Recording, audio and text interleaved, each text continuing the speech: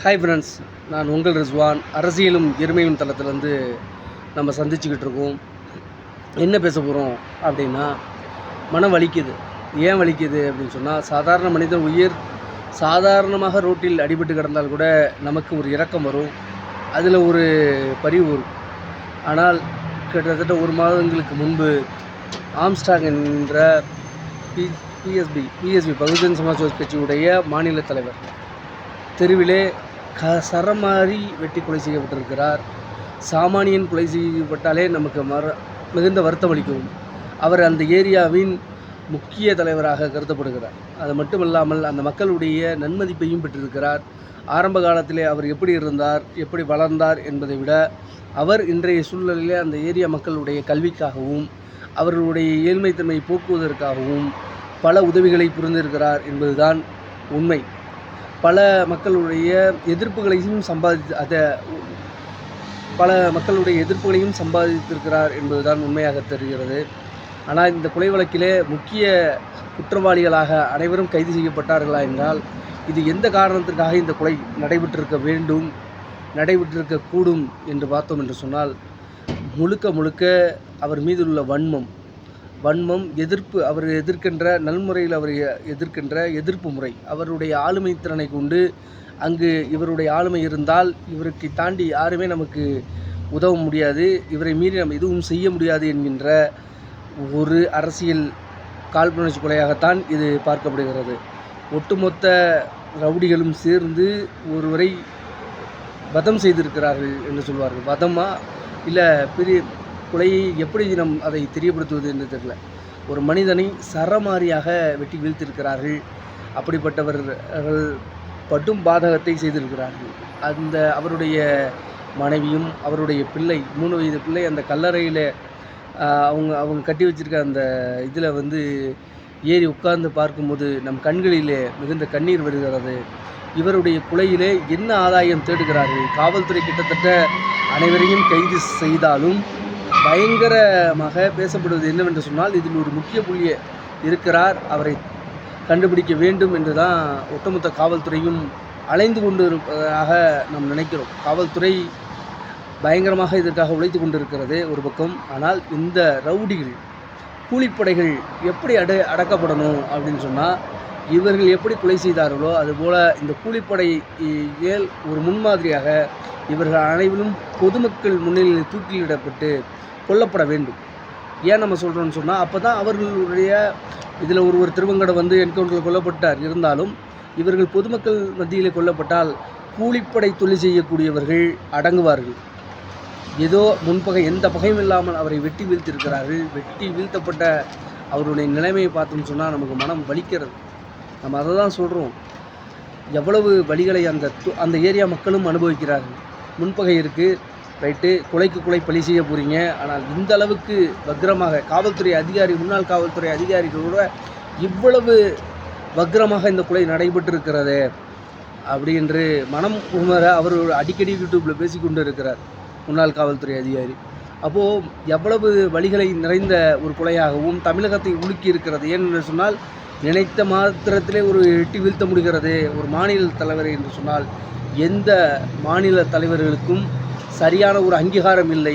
தமிழகத்தில் பாதுகாப்பு இருக்கிறதா என்ற கேள்விக்குறியை ஒரு பக்கம் நம் குறிப்பிட வேண்டியதாக இருக்குது. அதே சமயத்தில் இது பாஜகவின் சூழ்ச்சியாக இருக்குமோ என்கின்ற ஒரு நிலைப்பாடும் இருக்குது. ஏன்னு சொன்னால், ஊபியில் பாஜக படுதோல்வி அடைந்திருக்கிறது. அதனுடைய பின்னணி தாக்குதலாக இது இருக்குமோ? தமிழகத்திலே இது போன்ற மாயாவதி ஊபியில் பெரிய ஒரு கையாக இருக்கிறாங்க. அப்போது அந்த மாதிரியான ஒரு சுச்சுவேஷனை உருவாக்குறாங்களோ அப்படிங்கிற ஒரு சந்தேக ஓட்டமும் இதில் தென்படுகிறது. என்னென்னு சொன்னால், இதை எந்த வகையில் இந்த கொலையை இந்த படுபாதக செயலை எடுத்து செல்வது என்பதில் பலருக்கும் ஒரு கருத்து நிலவி கொண்டே இருக்கிறது.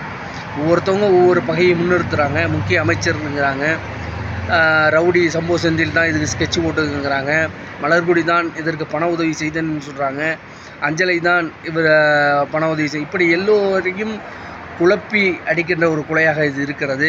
ஆனால் இது திட்டமிட்டு அரசியல் பின்னணி இல்லாமல் இந்த கொலை நடந்திருக்க வாய்ப்பே இல்லை. ஏன்னு சொன்னால், இவ்வளவு துணிச்சலாக ஒருவரை கொலை செய்வது என்பது எந்த தனிநபராலும் முடியாது. ஒரு ரவுடிகளாகவே இருந்தாலும் அவர்கள் ஆளுமையை பயன்படுத்தி ஒரு குறிப்பிட்ட விஷயத்தை தான் செய்ய முடியும். எப்படி நடு ரோட்டிலே ஒரு மாநில தலைவரை வெட்டி வீழ்த்துவது என்று சொன்னால் இதில் அரசியல் பின்னணி இருக்கிறது என்பதை நாம் பார்க்க இருக்கிறோம்.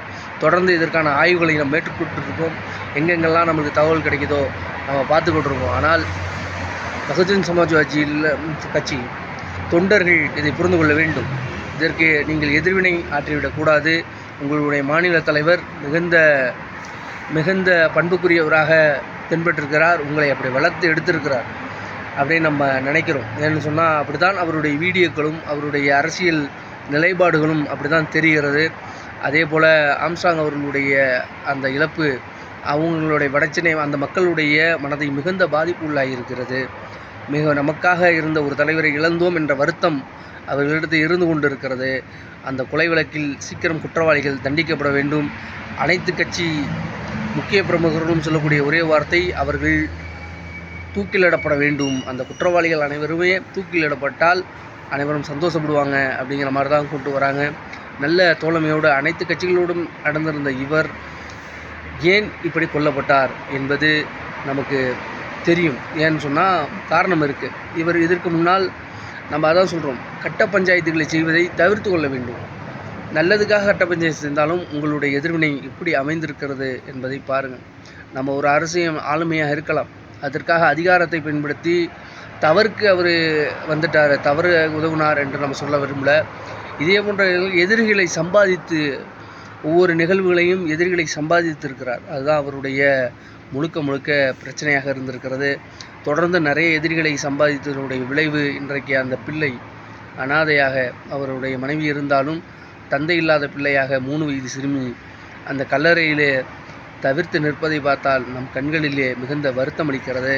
ஆம்ஸ்ட்ராங் போன்ற ஒரு நல்ல மனிதர் என்று அனைவராலும் சொல்லப்படுகிறார். எப்படி விஜயகாந்த் இறப்பிற்கு பிறகு பேசப்பட்டாரோ அப்படி ஒரு பேச்சை ஆம்ஸ்ட்ராங் இந்த மக்கள் மத்தியிலே ஒரு நல்ல தலைவராக இருந்திருக்கிறார் என்று அவர் காட்டுறார். ஆனால் நம்ம தான் சொல்கிறோம், தலைவர் பொறுப்புக்கு வருவதற்கு முன்பு நீங்கள் செய்த செயல்களின் எதிர்வினை உங்களை தாக்கியிருக்கிறது. அப்போது நம்ம ஒரு எந்த ஒரு மாநில தலைவரும் கொஞ்சம் தமிழகத்தில் பாதுகாப்பாக இருக்க வேண்டும் என்று நாம் விரும்புகிறோம். மாநில தலைவர்களுக்கு பாதுகாப்பு கொடுக்க வேண்டியது திமுகவுடைய மாநில தலைவர்களாக இருக்கக்கூடிய முதலமைச்சர் ஸ்டாலின் அவர்களுடைய கடமை. இப்படி அனாதையாக நடு ரோட்டிலே ஒரு மாநில தலைவரை வெட்டி வீழ்த்த முடிகிறது என்று சொன்னால் எதிர்காலத்தில் சமூகத்திற்கு நீங்கள் எந்த மாதிரி ஒரு முதலமைச்சர் என்ற அழுக்கு நிறைந்துவிடும். உங்கள் சட்டத்துறையும் போலீஸ் துறையும் செயலிழந்து விடும் என்பதுதான், செயல்பாட்டில் இல்லை என்பதுதான் உண்மை. 100 மீட்டரில் போலீஸுங்கிறான், 100 மீட்டரில் ஆஸ்பத்திரிங்கிறான். அவரை காப்பாற்றியிருக்க முடியும். அவர் இறக்க வேண்டும் என்று விரும்பியிருக்கிறார்கள். என்ன காரணம் தேடி பார்ப்போம்.